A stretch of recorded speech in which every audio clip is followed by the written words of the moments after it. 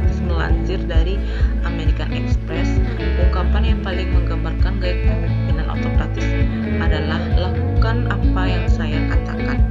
Umumnya, seseorang pemimpin autokrasi percaya bahwa dia adalah seorang terpintar di meja dan tahu lebih banyak daripada yang lain. Mereka dapat membuat semua keputusan dengan sedikit masukan dari anggota tim. Nah, kemudian kita lihat lagi gaya kepemimpinan yang kedua. Apa itu gaya kepemimpinan yang kedua? Yaitu gaya kepemimpinan demokratis. Nah, apa itu kepemimpinan demokratis?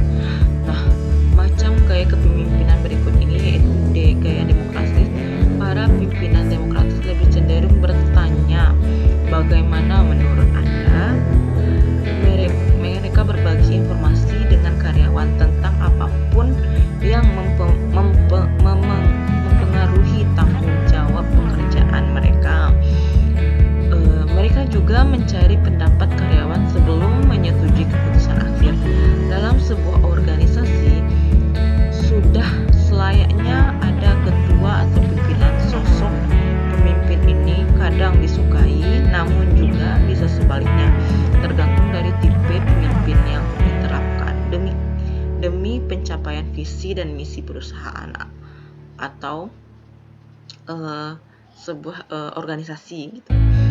Hal ini biasanya memang disesuaikan dengan kondisi tertentu.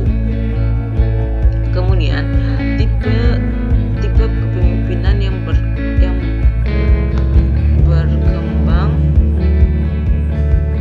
yaitu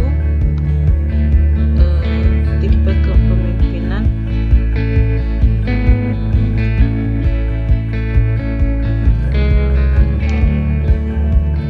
otoriter. Apa itu kepemimpinan otoriter? Tipe otoriter yaitu seperti namanya, tipe otoriter ini di sisi baiknya adalah memastikan pekerjaan bisa diselesaikan tepat waktu dan efektif tanpa alasan.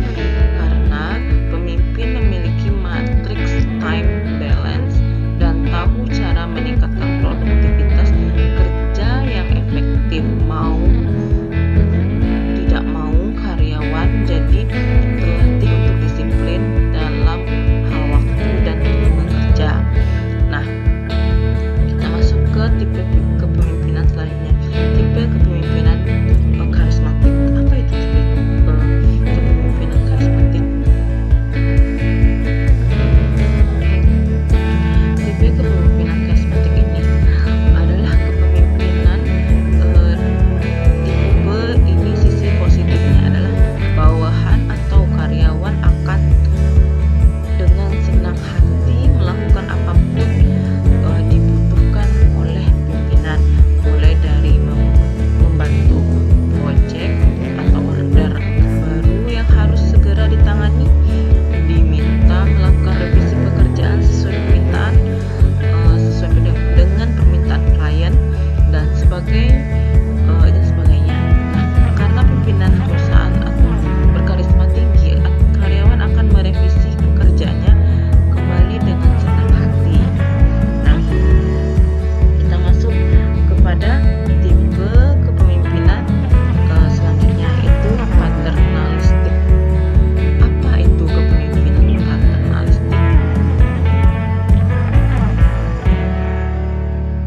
Paternalistik ini adalah tipe penjelasannya mudah. Tipe pemimpin ini akan selalu memperlakukan bawahannya seperti pemula yang segala hal harus diajarkan, dipandu, dikontrol sesuai keinginan atasan.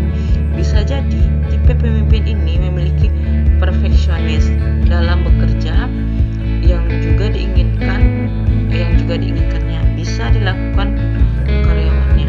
Nah, tipe ini lebih cenderung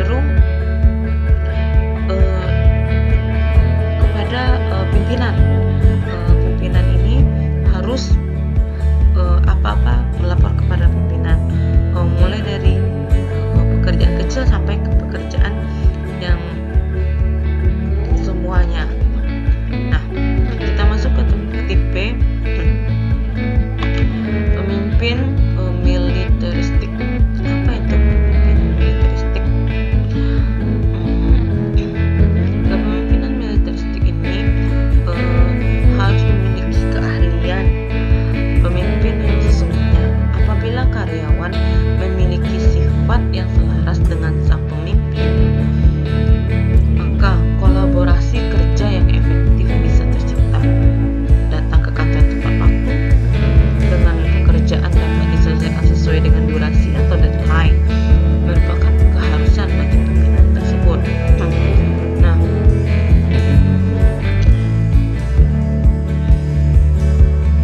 kita masuk ke gaya kepemimpinan, gaya laissez-faire. Nah, apa itu gaya ini? Macam gaya kepemimpinan ini berada di ujung perlawanan dari gaya autokratis. Dari semua gaya kepemimpinan, yang satu ini melibatkan paling sedikit pengawasan. Anda bisa mengatakan bahwa pimpinan gaya autokratis berdiri teguh seperti batu dalam masalah, sementara pimpinan laissez-faire membiarkan orang berenang mengikuti arus. Untuk mengukur